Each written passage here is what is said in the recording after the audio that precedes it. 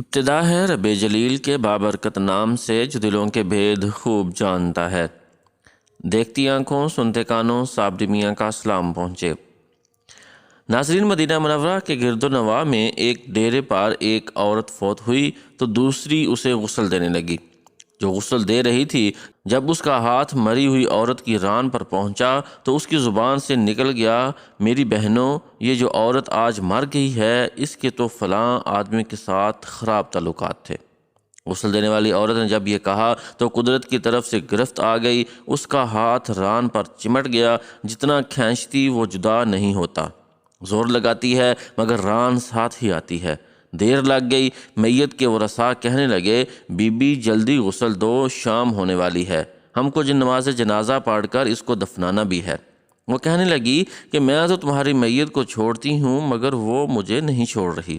رات پڑ گئی مگر ہاتھ یوں ہی چمٹا رہا، دن آ گیا پھر ہاتھ چمٹا رہا۔ اب مشکل بنی تو اس کے ورثاء علماء کے پاس گئے۔ ایک عالم نے فتویٰ دیا کہ چھری سے عورت کا ہاتھ کاٹ دیا جائے۔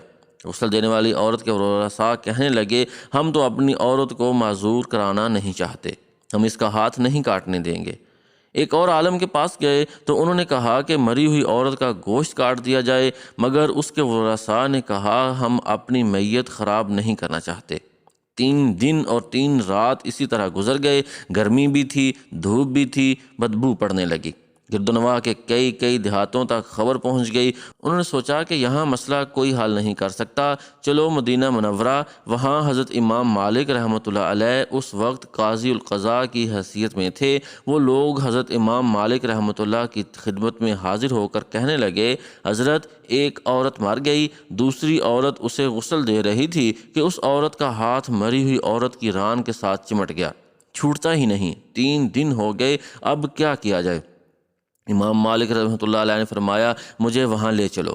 وہاں پہنچے تو چادر کی آڑ میں پردے کے اندر کھڑے ہو کر غسل دینے والی عورت سے پوچھا، بی بی، جب تیرا ہاتھ چمٹا تھا تو نے زبان سے کوئی بات تو نہیں کہی تھی؟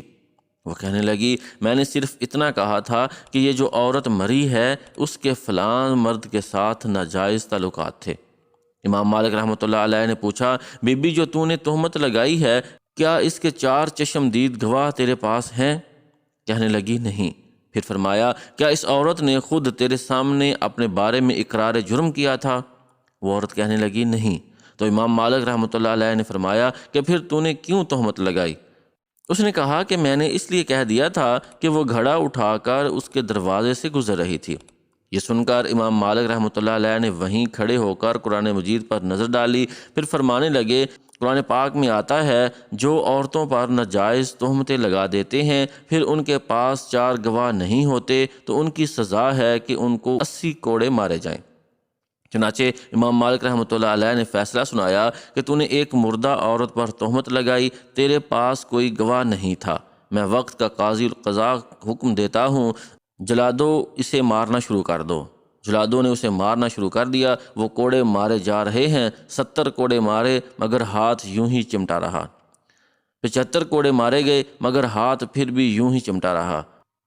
79 کوڑے مارے تو ہاتھ پھر بھی نہ چھوٹا۔ جب 80واں کوڑا لگا تو اس کا ہاتھ خود چھوٹ کر جدا ہو گیا۔ اللہ رب العزت سے دعا ہے کہ وہ ہمیں تہمت جیسے گناہ سے محفوظ رکھنے کی توفیق عطا فرمائے، آمین یا رب العالمین۔